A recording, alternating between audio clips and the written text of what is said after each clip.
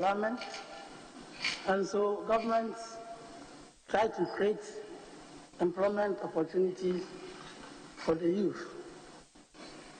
The MPP government and Anamado, in their first term, tried to introduce some job opportunities, which was called NAPO.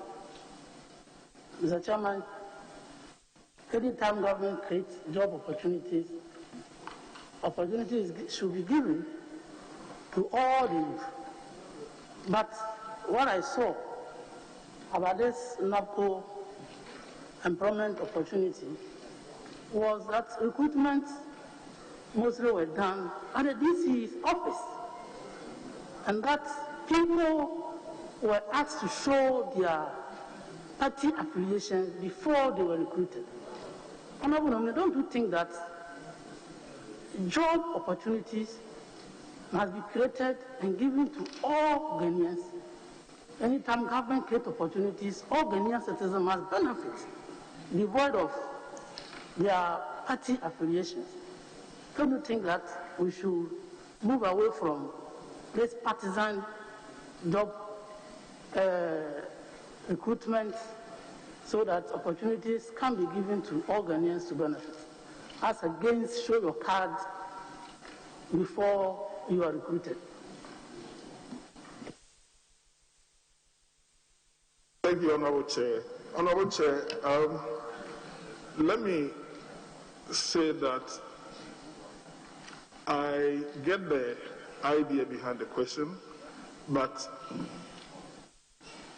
when it comes to policy, NAPCO is not directly under my ministry. So ideally, perhaps I would say that I should not be the one to respond to this question. But since he also added the general issue of persons looking for employment and they being asked to produce their party card, maybe I may have to come in at this juncture. What I do know about NAPCO is that when it was time for recruitment, they did advertise on the web. And I have a difficulty to believe whether on the web only persons belonging to one particular political affiliation had access to that. Most of the recruitment were coordinated at the district assembly level, but I'm not aware of they being coordinated at the DC's office. But that is why we are also opinion leaders within our communities. If in case we find somebody in society abusing the law like this, that it behoves on us to be able to draw the authorities' attention to it, such that it is addressed. The right to work is a must for everybody. You shouldn't belong to a particular political party before you should have the right to work. And I think I will at any time condemn such an action, should it come to my notice. I am not aware of what the Honourable Member is talking of. Mr. Chairman, the nominee said that NAPCO is not under him directly, but you were always reporting on number of jobs NAPCO has created anytime you met the press. So why are you saying today that NAPCO is not? I know that it's not directly under you, but you have been accounting for number of jobs NAPCO has created. In the same way, you are not responsible for teachers in this country. But anytime there is a industrial unrest in the teaching sector, it's also fall under your domain. So why do you mean by NAPCO recruitment doesn't fall under you? Mr. Chairman, my second question is. So all that was not part of your question. Just to draw his attention. Oh, no, go that ahead. As a labor minister, he was reporting on how many jobs NAPCO has created. In one breath, we are reporting how many jobs, but you don't want to account for it. Mr. Chairman, my second question. On February 1st, 2017, 1st May 2018, the Honourable Minister is quoted to have said that Akufo-Addo's government has created 1 million jobs so far can you tell this committee how many jobs Akufo-Addo's government has created by the end of 2020? Thank you, Honorable Chair. If you indulge me, I will first make an attempt to answer the first point that you made. I report on jobs that Planting for Food and jobs have created. But you agree with me that Planting for Food and Job is not a product under my sector. But I do report on that. So the fact that I report on NAPCO does not mean that I'm the minister responsible for management of activities of NAPCO. But on the number of jobs, yes, it is true. On 1st May 2018, I indicated that the government of Nana Addo Dankwa Akufo-Addo had created approximately 1 million jobs. And even though I don't have the exact figures for end of 2020, the last time we reported on was in September 2020, and then the figure was around 3 million jobs. 3 million jobs. Yes. Minister Nominee, thank you. How was the 3 million jobs created and the distribution? You want to share the statistics with us, sector by sector? Thank you, Chair. Honorable Chair, I will make the details available to the committee when I get back to it. But I think that I have, on a number of occasions, even come to this House and have given these figures out already. But if still it is the pleasure of the committee to have the details, I'm more than willing to. And Chairman, another clarification: the 3 million jobs, public sector or private sector, or a combination of the two? Combination of all.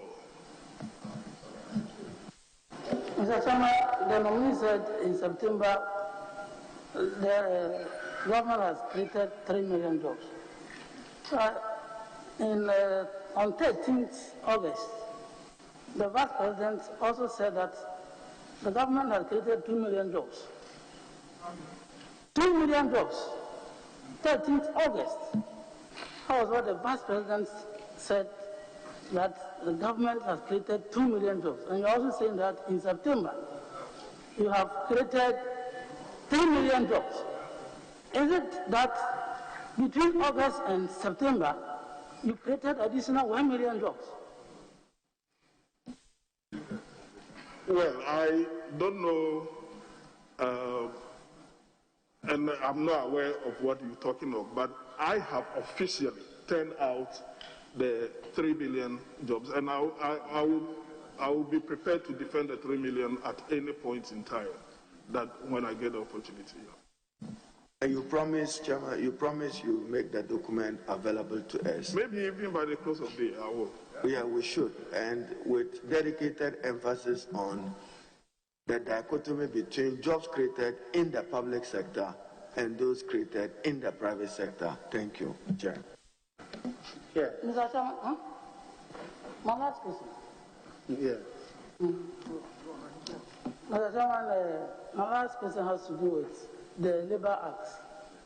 The Labour Act. The Labour Act. The Labour Act talks about casual workers. Casual workers. Casual workers. And that companies or industries are not supposed to engage casual workers more than 6 months. I mean, after 6 months, you have to regularize their employment. But we know that in this country, there are a lot of companies and the industries, because of the Labour Act, they engage the people after 5 months, and then they terminate their casual employment. After 5 months, then they re-engage them. What is your ministry going to do to ensure that the industry adhere to this requirement by the Labour Act? Honorable Chair, I would love it if the honourable member will refer me to the appropriate sections of the Labour Act so that I make reference to that. Honourable, are you suggesting that the specific issue he raises is not in the Labour Act?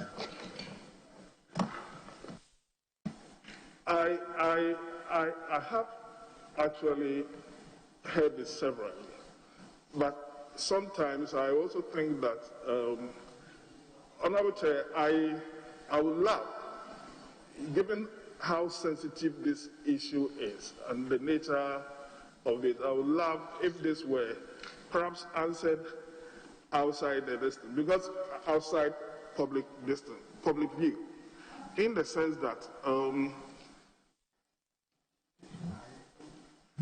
you have active players within the labour industry.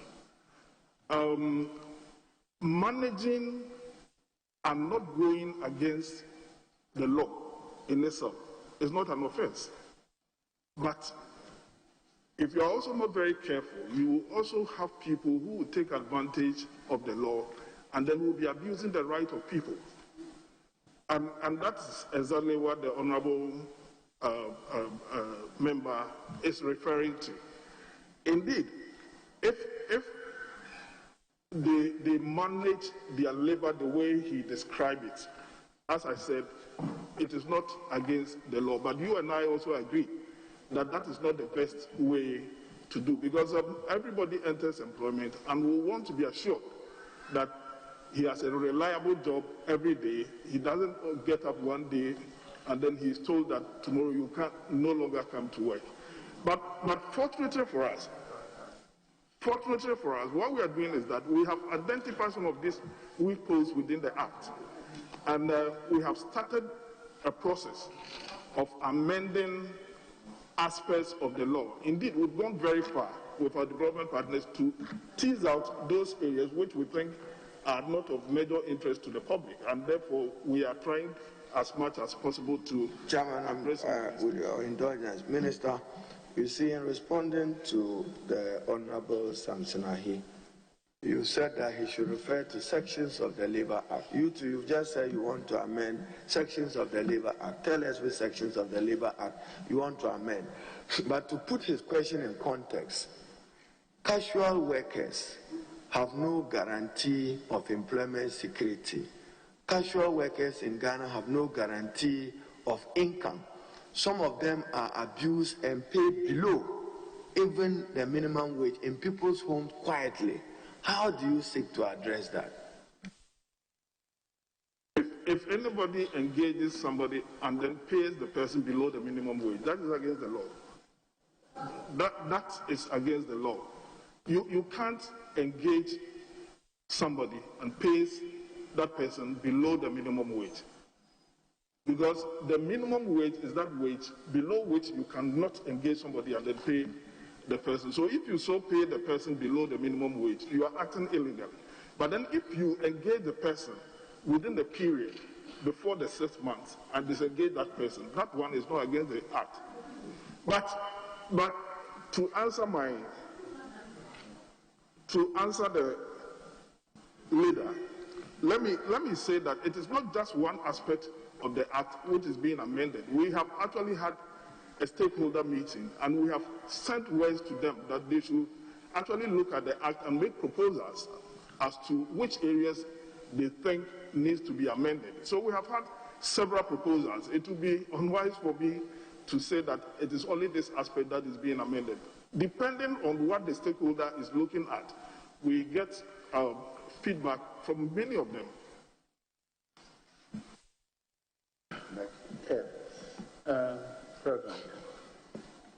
Thank you, Mr. Chairman, and congratulations, Honourable Minister Designate.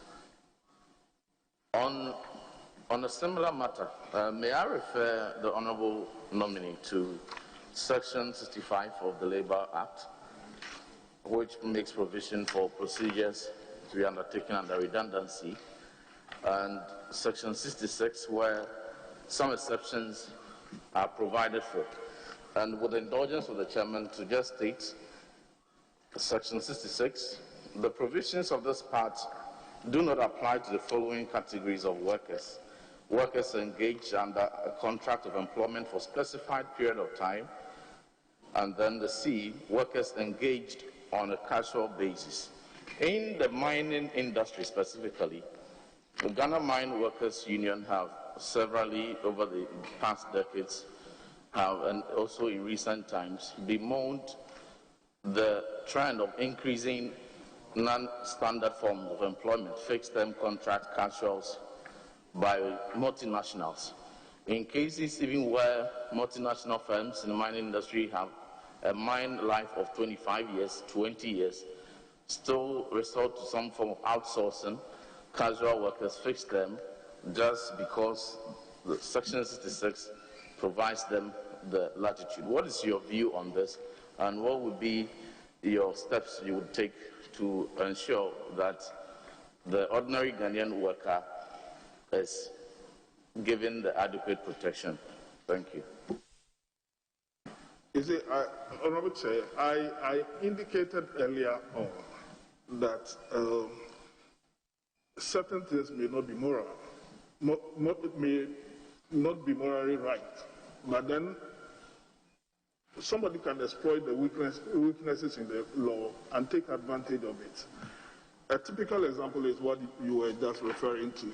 One comes for a mining lease over a period of time, and then just before the expiration of the lease, it says that, no, I'm going to change the form of my work, maybe from direct production to outsourcing. If the person does so within the remit of the law, there's no way you can fault him, because yes, what he or she is saying is within the confines of the law. But as to whether morally the decision of the company is the best is a different thing altogether. So we have had cases, especially in the Tapa enclave, where some gold mining companies actually had to change their forms of operation. Of course, you cannot say that you will restrict a prospective investor on how he or she will want to operate, provided it is within the law. You will have to allow, except that that which is due the worker must be given to the worker. Appropriate compensations must be paid, and then, as much as possible, the road to changing the form must also not be disadvantageous to the worker. They must, in a way, find a way of getting them permanent work, getting them work as well. So, in a particular case that you are referring to, we had a lot of negotiations, and even though it was a difficult pill that the workers had to take, it was also not against the law. So eventually, they were duly compensated, and many of them were also given employment within the outsourced companies. So that's what I do know about that. Mr. Speaker, just a quick follow-up. In the same vein, in 2017, Goldfields Ghana Limited conducted a heavy redundancy, and in the process, about 2,500 staff were laid off and reabsorbed following the restructuring or outsourcing of their mining and heavy maintenance portfolios. Subsequent to that, these affected number of staff have been denied the opportunity to join labor unions. Would you investigate that, and when given the nod, and to ensure that the affected staff are not denied their right to join labor unions? Thank you. Honorable Chair, I am aware of this case he just referred to, and it's a case we have actually handled. In fact, we actually mitigated the effect of the redundancy. We negotiated with both parties and was able to resolve the issue. So, to the best of my knowledge, there is absolute peace at the place. If there are any fallouts and they let us know, we'll pursue it further.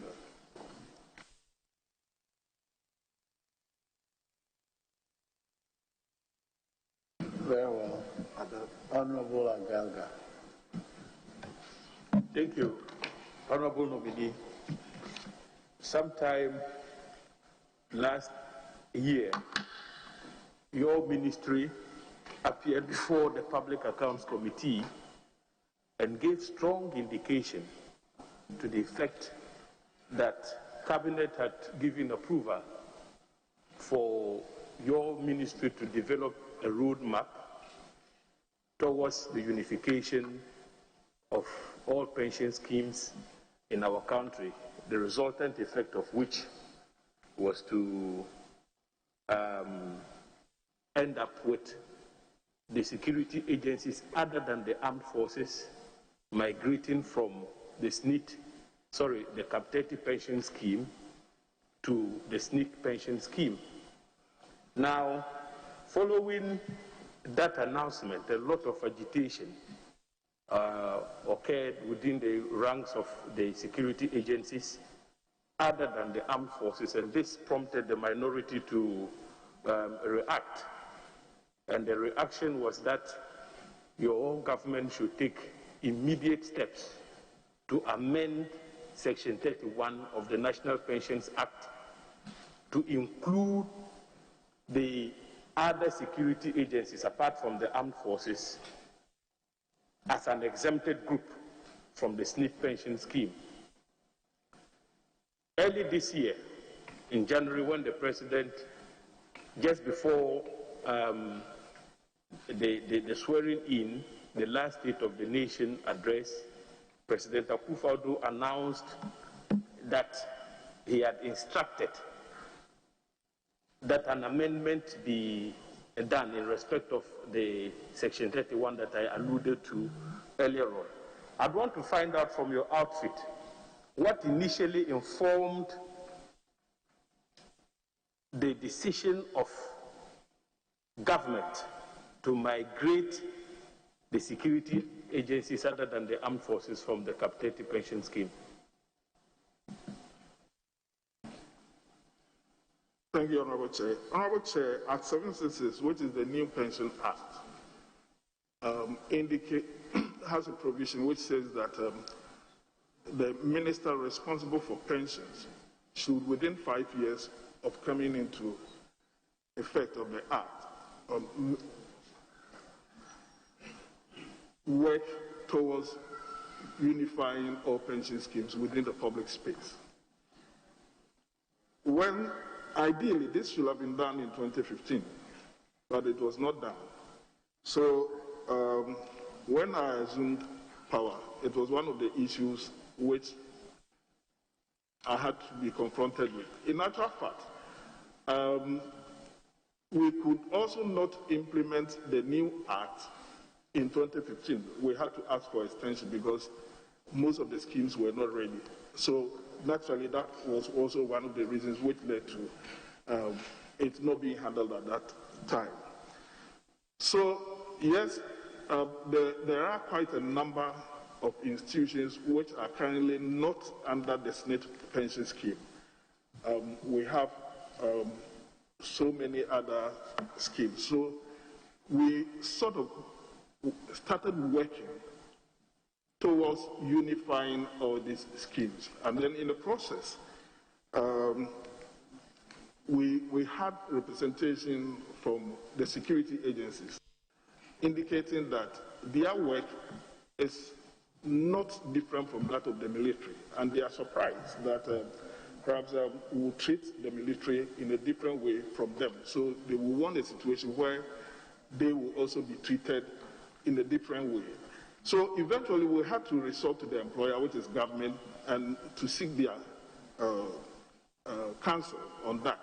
And the decision of cabinet was that yes, we can unify all other forms of pensions, but exclude that of the security agencies. So that's the mandate we have now, and that's what we're going to work with. Chairman, with your indulgence, what the Honorable Agalga just asked you yesterday, your colleague, the Minister for Interior, was here. You are speaking to what he probably indicated as a collective decision of Cabinet, which suggests that Cabinet is departing from pension unification to one for which you are granting moratorium for men and women in uniform with the security agencies. Are you working in collaboration with the Minister for Interior to amend Section 30 of the Act, Act 766? I'm working not only in collaboration with the Minister of Interior, but also with the Minister of Justice, the AG, because eventually he will have to help us with the drafting and everything. So, yes, and I indicated earlier on that this is a cabinet decision, and certainly a cabinet decision involves all members of government. Now, my last question to you has to do with the SNP pension scheme. You earlier talked about the need for unification under the Act 766. Now, many public sector workers, including teachers, have complained bitterly that following their migration from the Cap 30 pension scheme to the SNP pension scheme with its 3 tiers, they have become worse off, and that when they go on retirement, what they take home as a package is very meager. Some have actually indicated that a lot of their colleagues died premature deaths because of what they take home as pension benefits. And this has been occasioned largely by the migration from Cap 30 to the SNP pension scheme. What do you have to say about this? Honorable Chair, I think my honorable colleague may have to situate his question in the right perspective, because the migration from Cap 30 to SNP pension has been a long issue, and I don't think that is the subject of their discussion now. What is actually happening now is rather the migration from full SNP pension to the 3-tier pension scheme, which started off just last year, January 2020 coming. So I don't know whether that is what you are referring to, because if my memory serves me right, it was since the 1980 that the migration from Cap 30 to SNP actually took place. So what is of current issue now is the migration from only SNP to a 3-tier pension scheme now. And that, I agree what you are saying is true, because one, NPRA, which is the regulator, I agree, has not actually given enough education to people as to the implementation of the 3-tier pension scheme. So somebody retires, take a check from SNP representing his past credits. Somebody retires, take a monthly pension from SNP, and then the person doesn't even know that he's also entitled to another check from the occupational pension scheme that he or she belongs. So all that the person knows is that, yes, when I'm going on retirement, I'm entitled to a check from SNP. So he takes the check, and then he waits for the monthly distance. But many of them are not aware that they are also entitled to a third check from the occupational pension scheme. I agree, and I concede that even if you put all the 3 together and compare it to maybe somebody retiring on a full SNP pension and taking a lump sum over a period of time, there's a gap, which government has committed itself to, that for all such persons who do have a gap for the year 2020, government is going to meet that gap. So that shouldn't be a problem at all. Yes, Sir Joseph. Thank you very much, Mr. Chairman. The coronavirus pandemic has dealt a huge blow to the country. We have seen a lot of companies downsizing their employees, and many people are losing their jobs. In response to this, on page 148 of the NPP manifesto, under the Ghana CARES, the Ghana COVID Alleviation and Revitalization of Enterprises program. We have talked about establishment of unemployment insurance scheme, which is to help provide temporary income support to former workers who lose their jobs. Please, can you tell us about the status of that program and how is it going to be implemented? Thank you, Honorable Chair. Honorable Chair, maybe before I go into the substance of the question, let me say that when the announcement first came that we were going to establish unemployment fund, the understanding out there was that, oh, every unemployed person will have an opportunity to have some kind of money from government. I beg to say that that is not the intention of the fund. As you rightly put it, the intention of the fund is that we have learned quite a lot of lessons from the COVID. There are novel issues which are coming up. Before COVID, nobody anticipated that in a year we'll have such a huge issue on us. So many people will be dislodged from their work and they will be declared redundant for no fault of their employers. So what government sought to do is to create an insurance scheme where government will identify an insurance scheme, pay a money to it as a stakeholder, and all other stakeholders will equally also pay some amount of money. So if in an event such as COVID comes up and people are unable to work, such persons can then apply to the fund and get something, one for subsistence and also for retraining, so that they can relocate to some other jobs. So that is the intent of that particular fund. As to where we have raised, we have set up a technical committee that is working on the nature of how the fund is going to operate. And it is made up of participants from the social partners. We have employers represented, we also have labor unions represented, and government as well is also represented.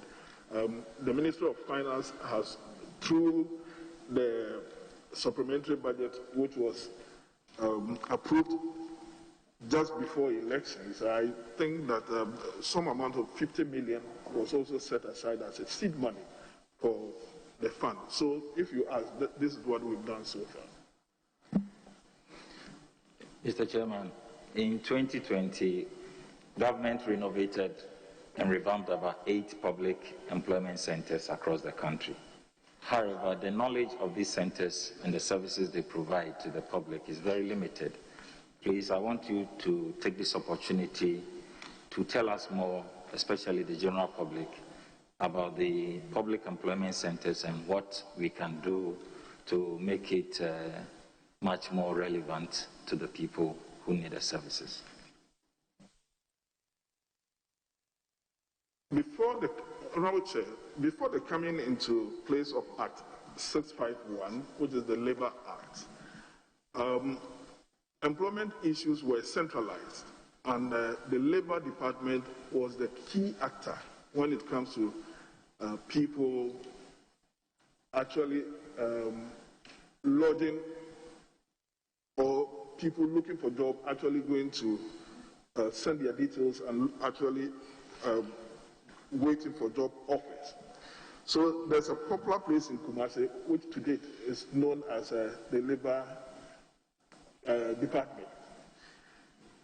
In the morning, you see people queuing up, going to wait for offers from would-be employers.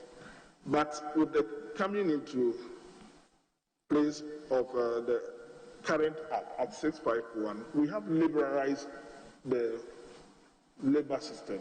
So government or the Labor Department is not the sole body that has the responsibility of getting statistics and placement for persons that want to be engaged.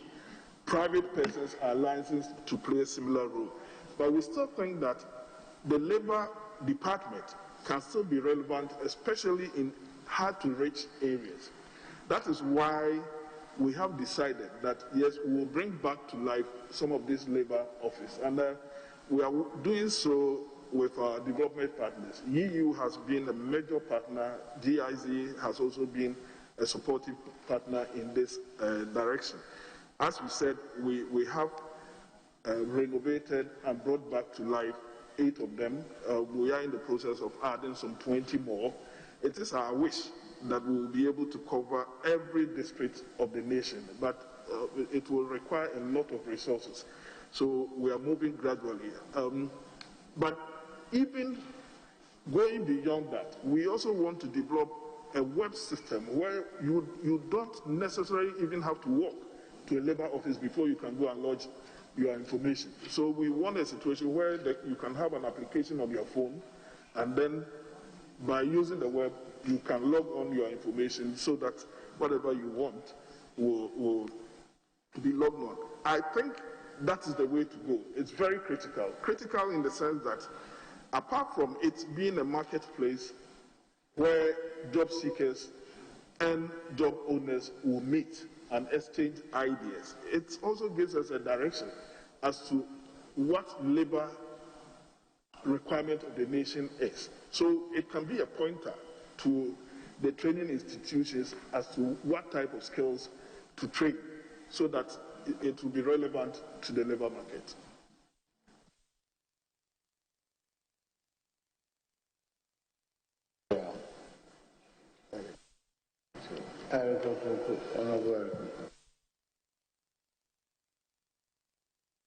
Thank you very much, Mr. Chairman. Mr. Chairman, honorable nominee, my first question has to do with child labor. You know, the U.S. Department of Labor, in their 2018 report, raised issues about worst forms of child labor in Ghana, especially in agriculture, fishing, and mining sectors. What concrete steps have you taken to address this issue of child labor in Ghana? Thank you very much. Honorable Chair, I am aware of a study commissioned by the U.S. Department of Labor on the child labor situation in Ghana and Cote d'Ivoire in the areas of cocoa production, but not with reference to other areas. They have so far conducted 3 different surveys. The first one was done in 2008, and then 2013, 2014, and the last one was in 2018. Honorable Chair, the results of that survey is that in most of our cocoa growing areas, more children are engaged in cocoa production. The implication is that if we are not very careful, consumers may be forced to reject cocoa which is produced with the labor of children. So I agree with the honorable member that this is a very important issue that needs urgent attention. As a result, together with our partners, we have developed a national plan of action. In fact, I inherited one from my colleague, which got exhausted or elapsed in 2018. And subsequently, we have also developed another one, a second national plan of action to combat child labor. And what we do is that we have been able to bring all actors within the child labor environment, and then we meet and discuss, we coordinate their activities and also monitor them to find out what they are doing to help eradicate child labor. I must agree that we have a huge tax on our hand. A huge tax in the sense that I remember in this very house, once a colleague of ours brought a statement on child labor, and I heard some of our colleagues contributing to the statement. It showed you the level of understanding of issues of child labor, even amongst members of this House. And we are supposed to be the lead eye of society. So if we ourselves do not even understand and appreciate issues of child labor, then I'm interested in that part about issues relating to state. Is it the defined by them or defined within our circumstances? Unfortunately, we don't have a local definition of child labor. And so their definition of child labor that is being used to judge our local circumstances, is that right? Honorable Chair, it is not their definition of child labor, it is our definition of child labor, because we were also party to it. We have developed for ourselves what we call National Hazardous Activity Framework. So when anybody comes to do a survey, they use our own document to conduct the survey. Our document is not different from that which has also been prescribed by ILO and other international organizations. So that's why I said it is not their definition, but our collective definition. And on a number of occasions, the members of this House have been invited to meet some of these groups. I recall the last meeting I partook in was at the Kofi Annan Center. And the things they described as child labor are things I partook in my days growing up. I'll spend the weekend with my grandmom. I'll walk with her to farm and back. I'll carry loads. Sometimes it's plantain, sometimes it is cocoa. And if you look at that, they call that child labor. But this is how, it's my social setting. Is that what we're using to describe our system as child labor? Yes. I think even this debate, even though I'm not supposed to debate you, Mr. Chairman, it's a clear pointer to the fact that society still has a difficulty in understanding issues of child labor. And I may differ from your position, because I thought the same way when I had not had the opportunity to handle the subject. But when I had the opportunity, my appreciation of the issue has actually changed. And Mr. Chairman, I beg to say that it is a major social problem. Yes, you may be lucky, you succeeded one out of the lot to be able to confront the problem. But then, just look back to those days, the people that you were in that same practice with, how many of them have been able to advance to your level? Many of them may have lost out because of child labor. And as much as possible, we should encourage everybody to be out of this.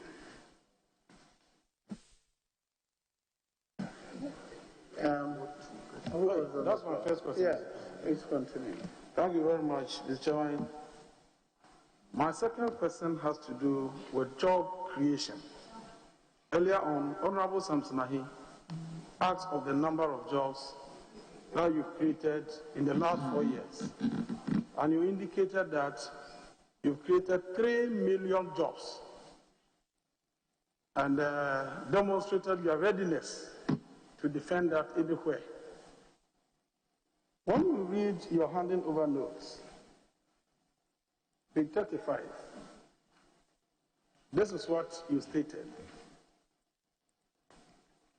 During the period, 2,740,472 jobs were created in the formal sector.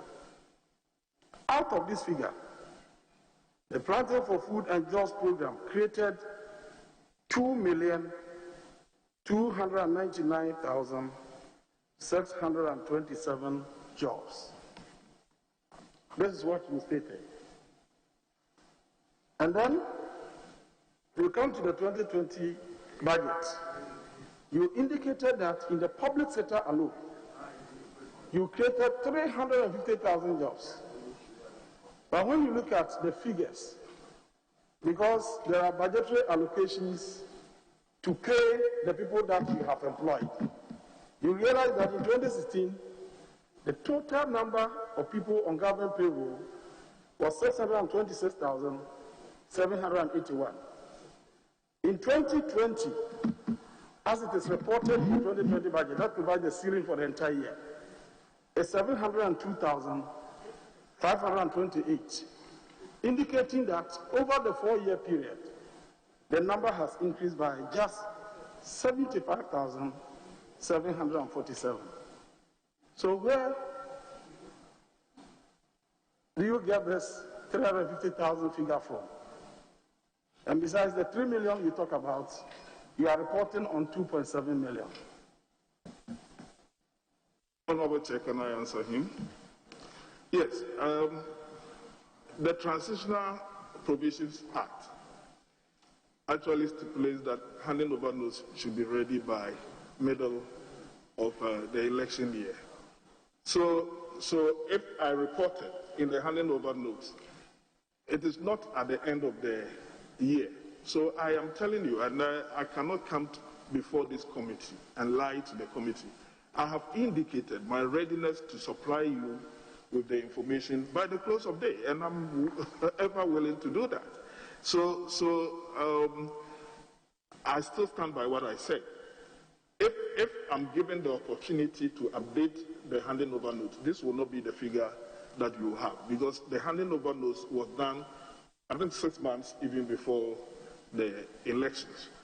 On the issue of public sector workers, you know, it is not every public service worker that is paid directly by controller. You should know. You have those that are paid directly by controller, especially those in education, those in civil service, local government, and what have you. But there are some that are subvented, and their records may not even include what you have. So if you indulge me, I will say that, why don't you wait? I'm saying that I'm going to provide this information. Why don't you wait to have the figures, so that perhaps if you have any issue, you raise about that. You see, when you are talking about increments, you also lose sight of the fact that the figures are not static. You also have others that are retiring within the same period. So if you just use marginal increment without also taking into consideration those who are also leaving the system, then you may be wrong in your assumption. So trust us, we are experts in this, and for this, I think that I can provide you with the right information. Mr. Chairman, my last question. Irregular migration. You recall that in 2020, in your budget, you promised to put in place some mechanisms to check this development. What is the status now? Thank you very much. Migration has been part of humanity. If you read the good book, it will tell you that at a point in time, Israelites had to leave Egypt to go and live in the promised land. And if you look at the development history of every country, especially even in the world, the West, America, had its development when many persons migrated from Europe to go and settle there, and when our ancestors were also moved from here as slaves to go and work there. So migration has been part of us. But what society hates is migration, one that is under compulsion, and migration which does not recognize the rights of the person. Ghana as a country is interested in the welfare of its citizens, be they working in Ghana or abroad. What we noticed was that there were a lot of innocent Ghanaians that were transported to some parts of the world, especially within the Gulf states. The Gulf had a peculiar labor arrangement that we call the Khalifa system.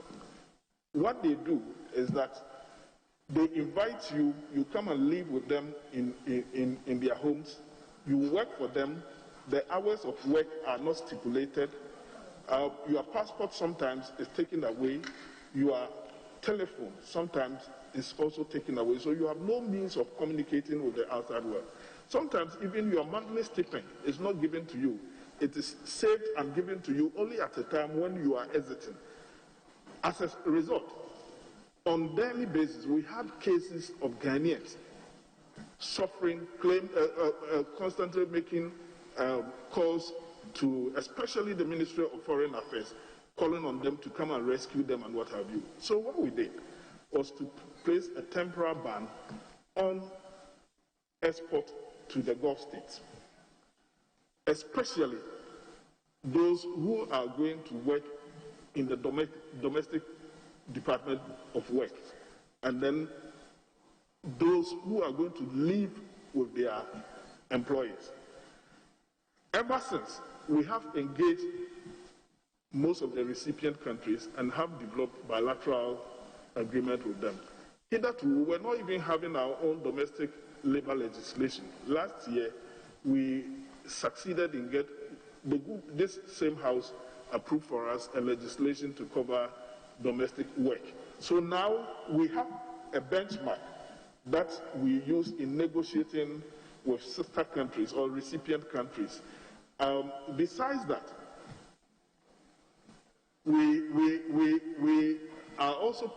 have also put in place a system whereby the will-be migrants will also be trained. Imagine somebody being picked from a typical, excuse me to use the word, a rural community who perhaps has never used some of these modern gadgets before, and then sent to an environment where he will be faced with these modern gadgets. Automatically, that person will not be comfortable with those gadgets, and in the process, they may offend their employers. That is where some of these abuses do come. So we are also putting in place a system to train them even before the export. So this is what we've done so far. I have sent a cabinet memo to cabinet, given the detailed work we have done, and asking cabinet now to lift the ban. So when the new cabinet is put in place, I think this will be one of the first issues they will look at. No, I was giving you your opportunity straight away. I'm giving you opportunity to ask your question. Thank you, Mr. Chairman. This is just a follow-up to the answer you just gave. After the ban, the migration or trafficking of particularly females to the Gulf and other states has not stopped, but it has gone underground. They are not leaving from Ghana, but from our neighboring countries. What has been done to ensure that even though this illegal activity is still going on, but these women, these girls will still be protected because the abuse is still ongoing? Yeah, that has come to our notice. So we have had several meetings with especially the security agencies, National Investigation Board, NIB, National Intelligence Bureau, and then Immigration Service, and together we are looking at because most of them either use the international airport or use unapproved routes to leave the nation. I have personally, on 2 occasions, visited the airport where I saw some people actually in the queue going. When I asked them where they were going, one of them told me that, oh, I'm going to Dubai. What for? To go and work. I asked the person, oh, so whom are you going with? She turned just to point to the contractor that was sending her, only to find out that the contractor had absconded. So that is the practice. Currently, what I do know is that at the airport, it is being checked by the security agencies. But what we don't have control on is some of them using unapproved routes to leave the borders of the nation and then eventually joining other countries. There are also cases where people are said to be Ghanaians. They come you ask them or communicate with them in any Ghanaian language, and they are found wanting. I think that people also prefer hiding under the name of Ghana to perpetrate some of these things. But whatever it is, I must admit that it is not a good practice, and it must therefore be streamlined. I know that it is also a business opportunity for people, but you have to juxtapose the general interests of Ghanaians as against the individual interests of some few business persons who also want to make a trade out of that. It's a policy choice we'll have to make, and personally, I think that the lives of innocent Ghanaians should not be jeopardized just for the sake of some few people who want to make money. Chairman, I have one follow-up to the nominee. To address the problem of exploitation and abuse of the recruitment of this category of young people or even adults to the Arab Gulf region and many parts of the world, you placed a ban on private recruitment agencies authorized by the Ministry of Employment and Labor through your Department of Labor. When will you lift the ban? And when will you regulate properly the work of those recruitment agencies, since they themselves are a source of some of the problem of abuse? Mr. Chairman, I thought this is the question I just answered. But I saw that the Honorable Minority Leader stepped out, so maybe I will want to restate what I said. No, I was hearing you. I was just at the corner. I was hearing you. I'm just saying that Ma is the ban. When are you lifting the ban? I indicated that I've sent a cabinet memo to cabinet requesting cabinet to lift the ban. Unfortunately, cabinet could not take it before the elections. So I'm hoping that when the new cabinet resumes, it will be one of the first issues they will take. Very well. Yes, I know participate. Thank you very much. Honorable nominee, congratulations. You will agree with me that one of the major challenges we face as a nation is the ad hoc measures we take to deal with unemployment and labor issues. If given the nod, may I know what your ministry will be doing to provide the nation with accurate and timely labor statistics to help you address most of the problems that we have in the country. Thank you. Thank you very much, Honorable Chair. Honorable Chair, the Labour Act puts the responsibility of turning out labor statistics to the ministry. We have tried in the immediate past to do that at least twice every year. But even that, I think that we need a system from which we can be able to tell the situation at any moment in time. I visited the country and they could tell me the employment situation even on a weekly basis. But unfortunately, we don't have such a system here. What we do currently is to rely on various agencies to provide us with information. So what we do at our end is just to collate all this information and put them into one document. My predecessor will agree with me that before he went to the ministry, there was a project called the Ghana Labour Market Information System.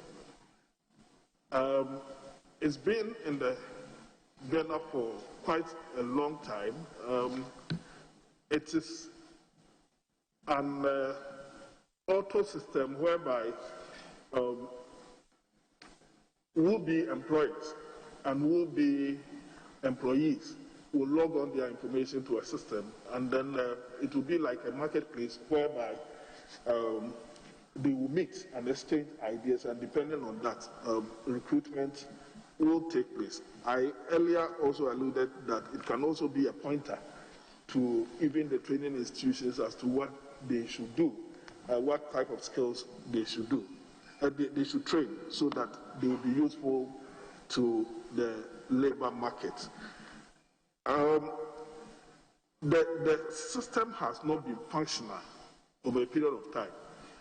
But fortunately, just before the end of last year, we were able to convince government, and government has accepted that it funds the project for us. So we're going to have, there's a project at Ministerial of Finance called Skills and Job Project, which our ministry is a major participant. And one of the key things we're going to do is to look at a portal that will handle this particular system. But I must also concede that we already have advantage of having state institutions that are already experts in IT. So I'm going to link up with my colleague, the Minister for Communication, to see how best even we can use their outfit to help us, and their expertise to also help us to be able to build this system that will go a long way to help us. It is our estimation that by the end of the third year of this second term of Nanado, this project will have been completed, and then we will be able to turn out accurate figures on timely basis. Good, then. Very well. Okay. Honorable Black. Most grateful, Mr. Chairman. Mr. Chairman, I hope that the honorable nominee will guide our clerk. I noticed the rendition of his name. The Baffour is different from what the president is telling the committee. I don't know if the nominee has averted his mind to that. The correct rendition of Baffour, is it B-A-F-F-O-U-R or B-A-F-F-U-O-R, as the president is telling us? Which one is accurate? Honorable Chair, the honorable colleague is using double marks, so I don't hear him very well. I'm talking about the rendition of your name for the accuracy of our records. Your name, what is the, because we see a discrepancy, your CV and the President's communication to Parliament. The name is Ignatius Baffour Awuah. The Baffour is spelled B-A-F-F-O-U-R.